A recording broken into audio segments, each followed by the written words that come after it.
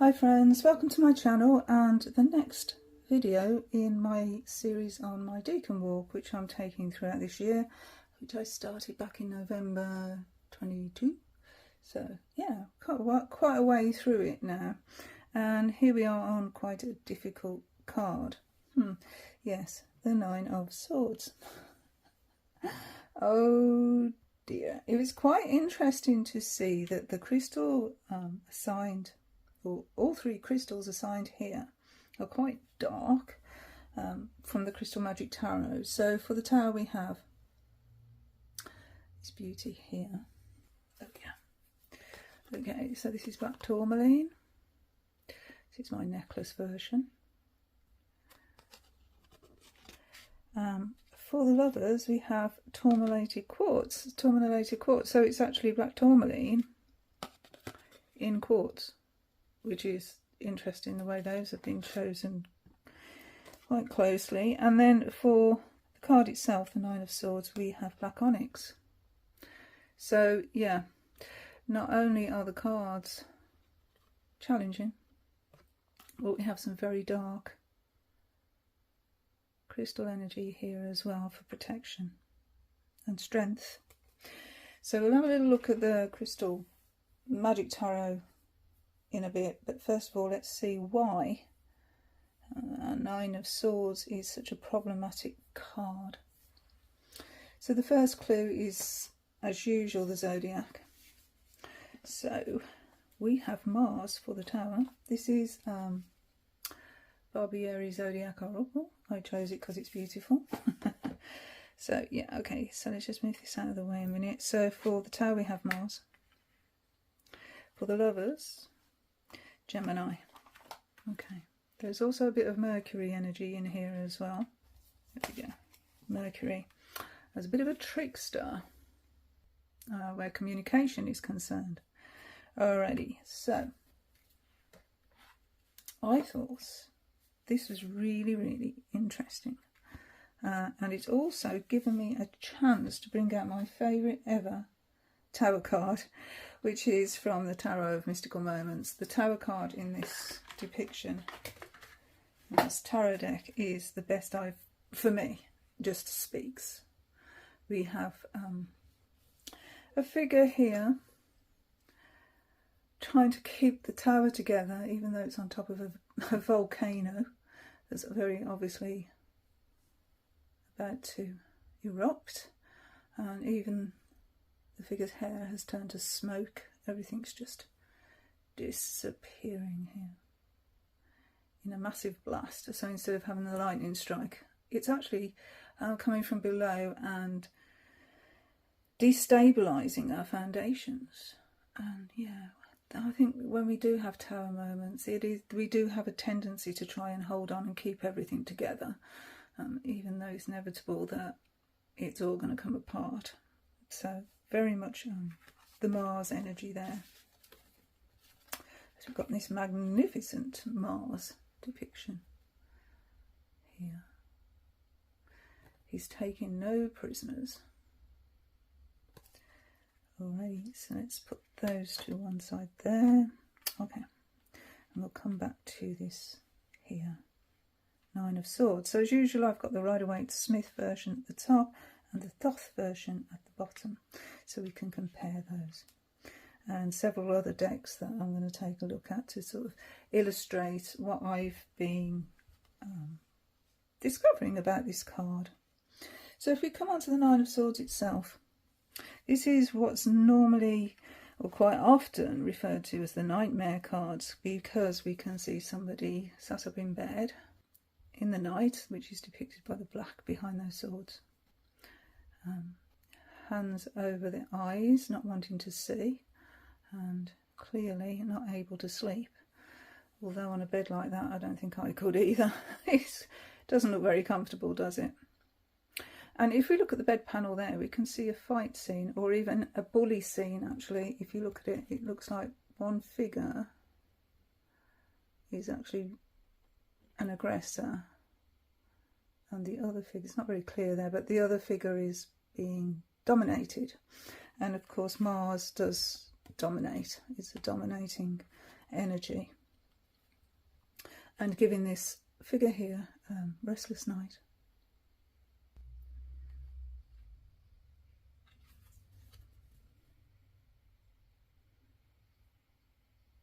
It has been suggested that because the artist Pamela Coleman-Smith was involved with the stage and actors, that this scene here on the bed panel is actually to do with Romeo and Juliet, interestingly enough, and the warring families, which were the Montagues and the Capulets, if that's how you say it, Capulet, and the star-crossed lovers. And maybe this is Juliet waking up to find out that Romeo actually did take the poison and die. And because of her schemes and plans, it all went wrong. And that, I suppose, I could see because in the Thoth version of the deck, these yellow droplets here are actually poison. And the hilts of the swords are scorpions, delivering the poison into the bloodstream, because here we have drops of blood in these broken, coming from these broken swords. So everything's gone a bit wrong with the initial plan. If we think of swords themselves as words, then this also makes sense as poisoned words, and how they can actually affect our mental well-being. And none more so than from people we actually thought we trusted, who betrayed us. And so here again we see the lovers. Our figure here is alone and their partner is not with them. So once again, alone. And if we think maybe these are the lovers falling from this tower here, then that relationship has hit stony ground. It's fell apart. It's catastrophic, really, isn't it? And what was once idyllic, or thought to be idyllic, and leading to a lifelong commitment, our twins, our Gemini twins, have come apart. Interesting how the twins here have different elements. We have fire there, and we have feminine there, so masculine and feminine energies on this card for the twins. So opposing forces that actually came together, and here we've got sort of an egg in the middle. But here, that egg cannot be fertilised, it cannot come to life. There is no life in that egg anymore because of the catastrophe that has happened here with the poisoned words. And yeah, those that we trusted and we told, you know, at the beginning of a relationship, we tell our partner or our prospective partner all about ourselves. And as we start to trust them, we start to open up and reveal more secrets. And if sometimes in a vengeful way for being let go, you know, one partner saying that this relationship can't go on, I'm not happy, etc., then the other partner might react in a very negative way and cause a lot of problems for their ex. And that's, you know, it's quite a common thing to happen, isn't it? I think most of us have actually experienced that. I'm going to just read you the Mars and Gemini from Zodiac Oracle here, because I thought they were really enlightening to the energies here. So if we start with Gemini, so it's a mutable air sign, and its key phrase is I think. And here we have someone who's overthinking, can't stop thinking, can't stop worrying and catastrophizing over something that's actually happened to them or might happen to them, or they're fearful of happening. It might not actually have happened yet. So it says the fast moving energy of air moves with mutable flow and suggests that you consider every option, every facet of a situation before taking action. And Mars is the card of action. The key phrase, I think, means that the motivation is centred on gathering and assessing as much information as possible. In this situation, ask, what do I need to know more about? So follow your curiosity and don't stop until it's satisfied. And Gemini energy is very fast-moving and can get easily distracted. There are so many things to be curious about and pay attention to. Reel that in a bit and make sure you stay focused. Avoid flightiness. Avoid flightiness. So it's an antidote really to this, in saying, you know, don't get caught up in over analysing everything. And then when we come to Mars here, so Mars is associated with the god of war, also called Mars, and represents some very powerful drives such as competitiveness, assertiveness and aggression. So we can see the aggression here, can't we?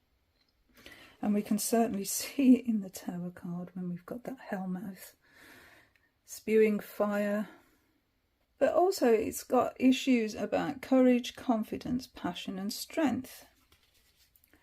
And if we apply that to that card, then it's going to take courage, isn't it?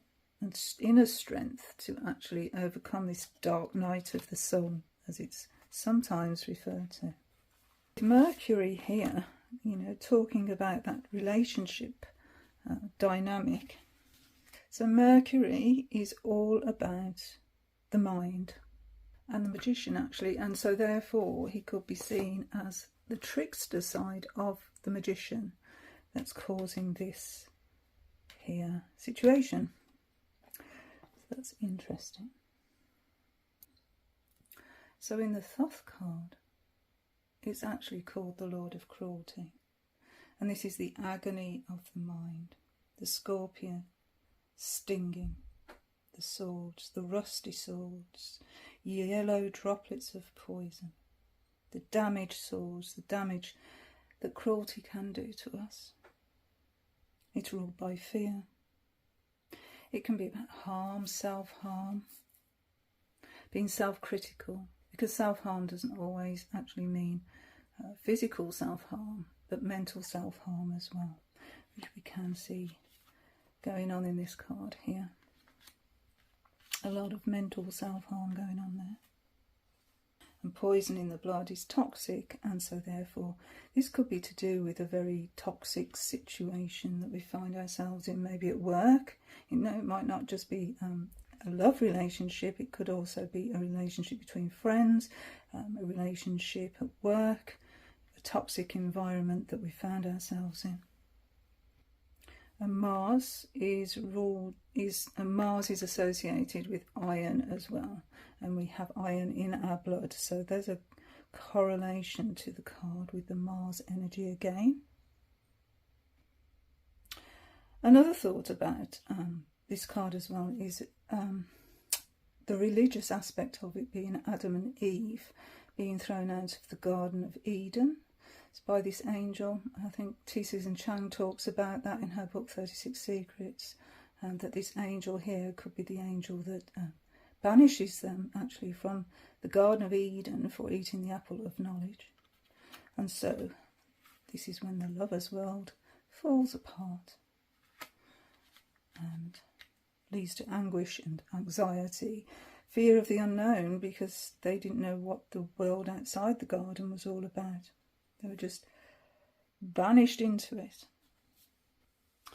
And on the Tree of Life, this is associated with Yesod, which is associated with the moon. So there are things here that we don't know if we think about the moon energy.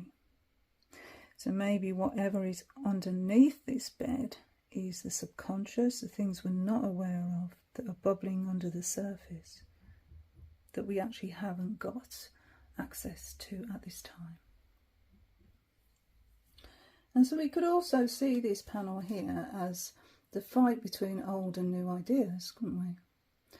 So the old ideas of being in the Garden of Eden and the new ideas that the tree of knowledge has actually given us access to. It's a thought.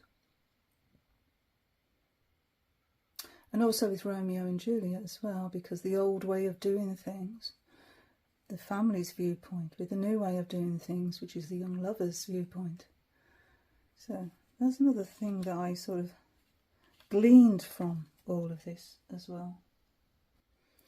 And if this is a subconscious below us here,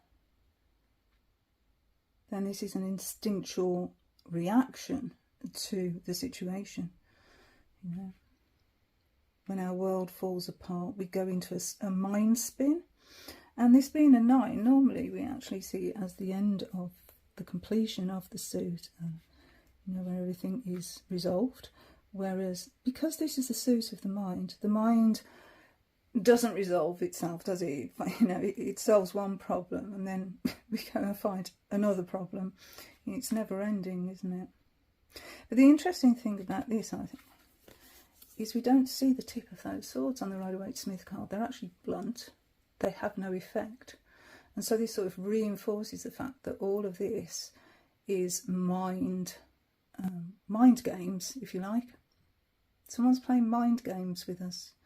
And we're not quite sure of our next step. We're not quite sure how should we react, what should we do. So we're going through all the different scenarios and presupposing what could happen when we actually really don't know. And that's, again, the moon's influence. We don't know what's going to happen. We could act one way and, you know, one set of circumstances evolves from that. Or we could act in another way and then, you know, the path changes. And talking about paths, I also see these swords here as a way out. Because your mind is your way out of this, really. And you've got the ability to actually use those swords there to climb out of that situation. And, you know, if it's a ladder, you could climb up and out of this situation. And, of course, morning will come. And we've got all those astrological glyphs there in the blanket, as well as a beautiful rose. So we've still got life. And, yeah, we've got the universe as well. So the world will keep on turning and tomorrow will come. You know, a new dawn will come. This is not the end. It might feel like it, but it isn't the end. It's going to lead on to a new beginning. And maybe this just wasn't right for you in the first place. But we were so invested in what we had, we can't see a future. Maybe as well, because this is the Lord of Cruelty, this could actually be a situation where you're being bullied. I'm only saying that because it's the Lord of Cruelty, and we see here that blood has been shed and poisoned words have been spoken, and maybe we think there's no coming back from that. You know, this could be an abusive situation. And so we have become emotionally unavailable. And especially with the jagged parts of these swords as well, I think that sort of leads me to think about heated exchanges. Even teeth.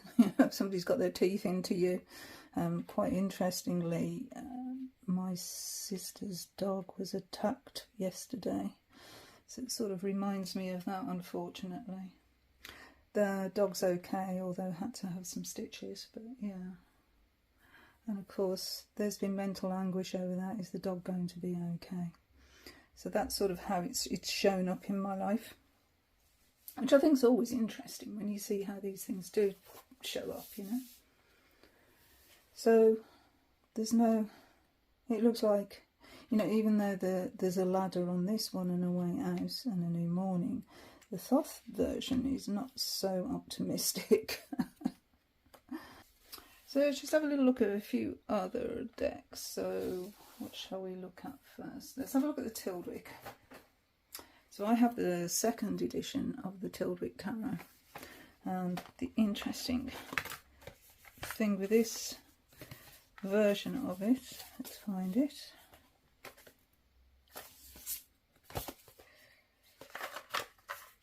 This is by Neil Lovell, although it's his brother that sells the decks. I think there's a 10th anniversary edition of this. No, this is my 2nd edition. But yeah, his brother is the one that actually sells these. Okay, and they're very difficult to see, some of them. I found it a bit difficult on the old eyesight there, but anyway, here we've got the prison of the mind, I think, for the Nine of Swords. That's how I'm taking that. There's a tiny little window at the top there, so there is a way, but here this figure is crippled by the mind. I think that was echoed in another deck I've got as well, the prison of the mind sort of thing. I can't think which deck it is, but if I come across it I will mention it. So that's the beautiful Tyldwick Tarot. If we look at a sort of a Thoth version of this, I saw this one in the New Era Elements Tarot, which is one I've shown before. This is really not a nice image, so I'm going to pre-warn you now. But of course it's the Lord of Cruelty, so it's not going to be. Okay, are you ready? It's a rat being dissected. Okay, so that's the card. And to be honest, whenever we were at school, whenever, you know, I knew there was going to be a dissection coming up, I took the day off. I couldn't hack it. I really couldn't. I just thought it was just too cruel. And I understand why it's done. You know, how are we going to find information without being cruel? So it's being cruel to be kind in a way, isn't it? Because, well, obviously that's how medicine progresses. That's how we find out how we can cure some of our own illnesses by lab rats, you know. Well, it's not nice, is it? It really, it's not nice. Let's see what the book says. Nightmares, guilt, irrational fear, shame, terror, misery, hatred, despair, suffering, overthinking, paranoia, being trapped in a codependent relationship, self-harm. So those are the normal meanings you would find with the Nine of Swords. But the card itself, let me see.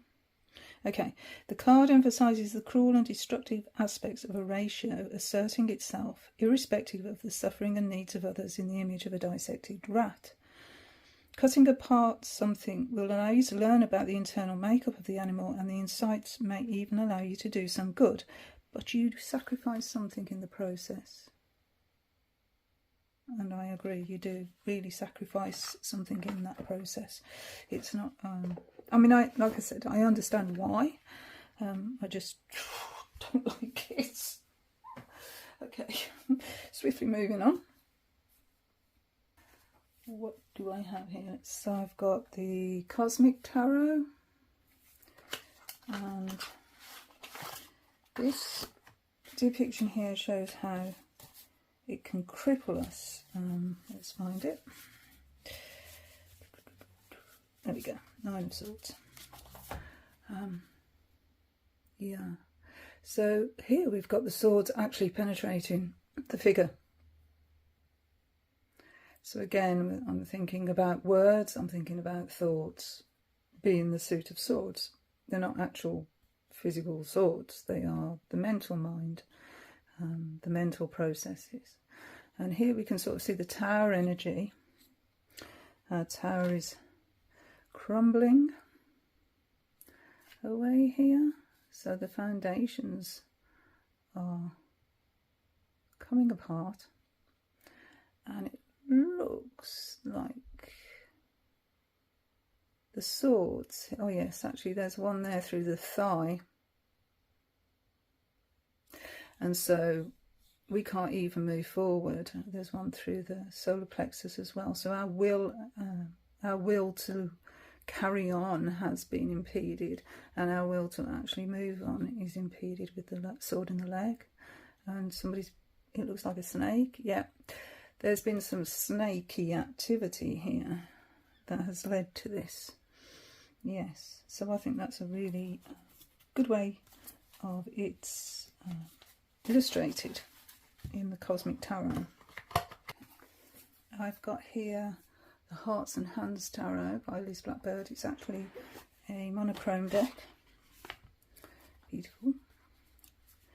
And this is the Nine of Swords, which really sort of echoes our cruelty card here, with the droplets coming down here.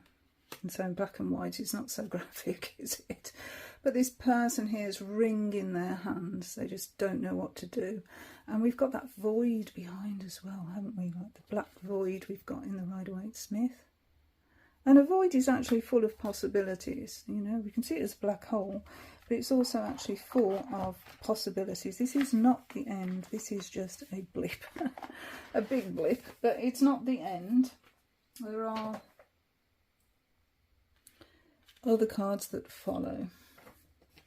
In the Guardian Tarot, which is, the Guardians are trees. I love this deck. Let's see what we have here. Okay. Alrighty, so here's the Guardian. The trees have actually come up, and here we have the phantoms that are trying to get through. And this reminds me of a track by Metallica called Enter Sandman, which is what I'm going to call this video actually, because of the lyrics, and also sort of relates to the bed scene here as well. And it says, never mind the noise you heard, it's just the beast under your bed, in your closet, in your head. What else have we got? Something's wrong, shut the light, heavy thoughts tonight, and they aren't of Snow White. Dreams of war, dreams of liars, dreams of dragons' fire, and of things that will bite. So yeah, that reminded me of that card there. Beautiful deck. What does the actual write-up say? A hollow scream. Oh. Echoes in the night, as that which is feared the most encroaches into the physical space. Branches rise to provide a protective barrier from the unknown. So we have the unknown here in the subconscious as well. Whether physical, mental or emotional, fear of the unknown draws his guardian from his slumber to a state of high anxiety. Harboured deep within the psyche, fear is fed, nourished and grown. As you confront these fears, you are able to lay them to rest and to move forward into a lighter, happier life. Yes, so it's all about actually confronting those demons of the night, those demons under the bed. And so, shall we look at a little bit of lighter aspect? Because it's all been a bit doom and gloom, hasn't it? Just so I thought, well, what light decks have I got? Or what support system have I got in my decks for this card? So I took a look at the Gaian Tarot, and this is the worst box I've ever known. It just absolutely falls apart. So I don't know if there's a newer version of this that's better, but honestly, this is dreadful packaging. It just falls apart. Anyway, that's by the by. Let's find the card. This is the Gaian Tarot by Decanic Tarot. Even this bit falls apart.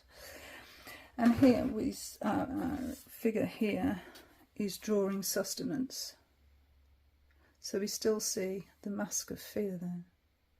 But our figure here is holding on. So, let's have a look at this is a nice guidebook for this one, by the way.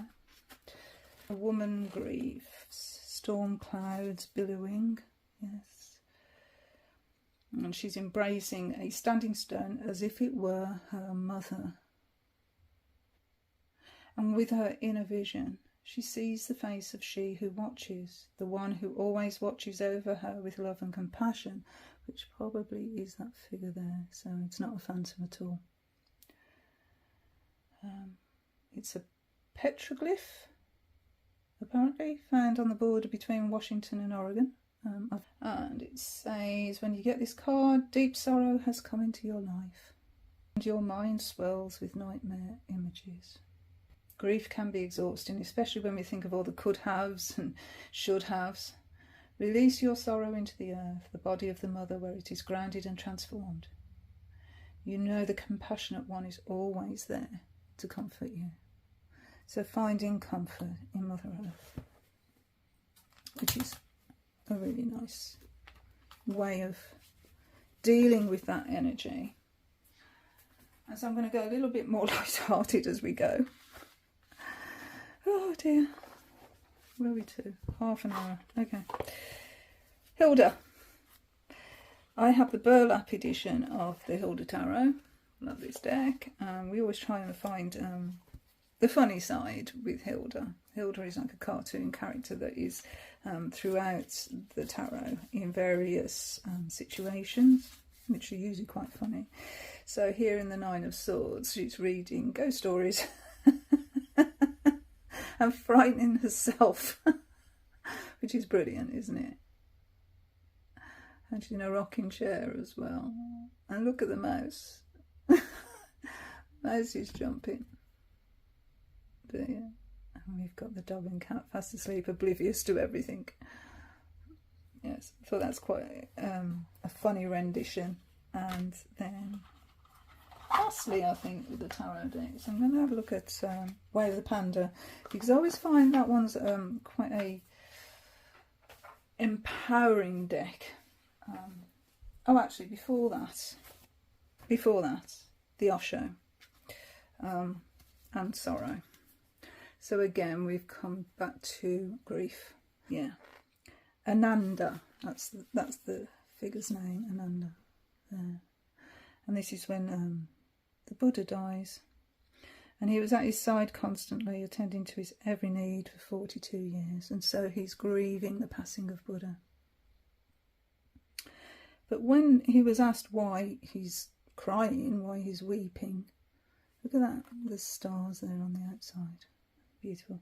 He says, "You misunderstand, I'm weeping not for him, but for myself, because for all of these years I've been constantly at his side, and still I have not attained."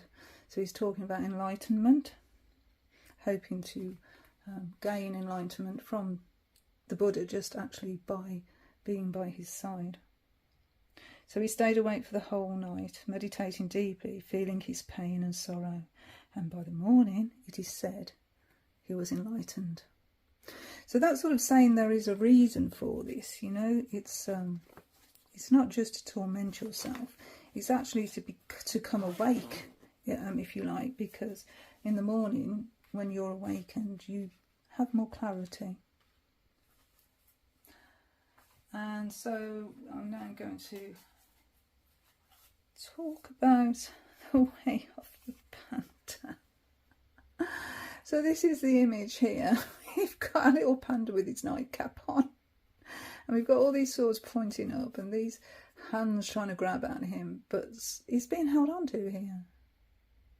And I like the feathers for the sword element. That's quite cute, isn't it? Beautiful. There's a little guidebook that comes with it, which is this one here, tiny one. But there's also a large version. I've even got the tarot bag, look at that, Panda Pool.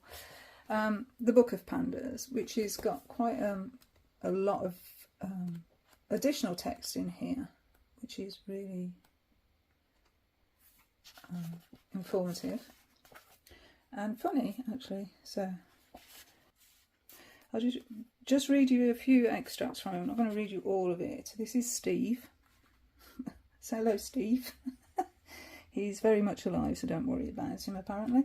So there are monsters in the closet, but I shall face them bravely. Come out, monster. Here you are. Oh, it's my old unwashed sock from 10 years ago. How ghastly. Oh, and a greenhorn demon with creepy hands. Surprise, surprise. Oh, never mind, it's just my mother-in-law. Actually, I do mind. Apparently she's read what I've written and she's going to murder me now. Goodbye, everyone. It's been a pleasure. See you in the afterlife. Oh, it's funny.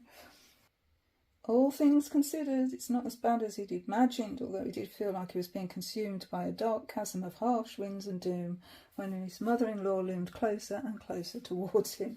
He thought he was going to be gutted alive, then roasted on a bamboo pike. What a nightmare. But he's happy because he stood his ground. He stared fear in the eye. He did. Other than his mother-in-law, he prides himself for being able to withstand any sort of haunting. Ghosts, fire, ants, rotten bamboo salads, and the miscellaneous terrors of life. Many times he's been in the bellies of the monsters he's tried to fight, mentally preparing himself to accept his tragic fate of cycling through the digestive tracts of cosmic oblivion. During those times he remembers, this is not what I'm made of. And he punches his way free out of the beast's stomach and lands on the floor with a cute pose. Or his lovely wife, he puts a gentle paw on his back and tells him that he's snoring too loudly and she has a long day tomorrow. Either way, he rises from his nightmares and adjusts his pillows. Yeah, there's a lot more. You know, it's about, you get 2.5 pages of text with this. So it's really, really good. And you get a lot of tarot spreads in there as well to use with it, which is great. But yeah, so I thought I'd take it to a happier note with Way of the Panda. So just coming back briefly now to the crystals. So we have, as I said, we have black onyx for our helper, according to Crystal Magic Tarot. I'll just show you the cards from that. So for the Tower, black tourmaline, I've shown before. And the Lovers, tourmalated quartz, again, I've shown before. So those are the crystals. Oops. And then Nine of Swords is black onyx. And we have a sunflower in shadow. And we've got some swords leading to Lord knows what. That dark night. But sunflowers follow the sun, don't they? So let's have a look what the book says. Nine of Swords. I am facing my deepest and most secret fears. Black onyx protects the wearer from negative energy, defends against people who are manipulative, critical or argumentative, and helps to relieve fear. When feelings of overwhelm, worry or fright overcome you, the grounding force of onyx can bring balance and a sense of well-being. By centering your energy, onyx can also help you work through and heal old emotional wounds that may be affecting you in the present and therefore help clear the way for you to mentally focus on your future. Onyx can also lend you strength and stamina both physically and emotionally when you need it most. So obviously a very good stone to help in those circumstances when you feel you're being attacked with poisonous knives, as in Lord of Cruelty. And also, I mean, black tourmaline is a very protective stone. So black tourmaline itself is really a protective stone, protective energy, as is tourmalated quartz, which, as I said, is black tourmaline within quartz. So you've got the energies of both black tourmaline amplified by quartz. So that's another option. And yeah, black onyx. So anyway, there we go. Thank you so much for joining me in my little exploration of the very challenging energy of the Nine of Swords. And next time we'll be on to the 10. Yeah, the end of the suit. So anyway, I hope this was enlightening. I hope this has helped. I know it's a troublesome card, but maybe we can see why it's a troublesome card, and hopefully we can see ways of dealing with it. Okay, so until the next time, thank you so much for being here, and yeah, hopefully see you in the next video. Okay, bye friends, bye.